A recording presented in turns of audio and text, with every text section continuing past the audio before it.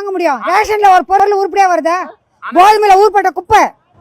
இது சாமானிய மக்களுக்கான அரசுன்றாரே. ஐயோ, அது அவர் வீட்டு அப்பா வீட்டு பஸ். அது என் ஸ்டாலின் பஸ்ஸில் ஏறினால் உங்களுக்கு என்னது ஃப்ரீயாக போகிறேன். மற்ற பஸ்ஸில் ஏறினோடனே டபுள் ரேட் ஆயிடுச்சு. சாதாரண தாம்பரத்துலேருந்து இங்கே வரத்துக்கு 13 ரூபா டிக்கெட்டு, எக்ஸ்பிரஸில் வந்தால் 15 ரூபா டிக்கெட்டு. இப்போ எவ்வளோ தெரியுமா?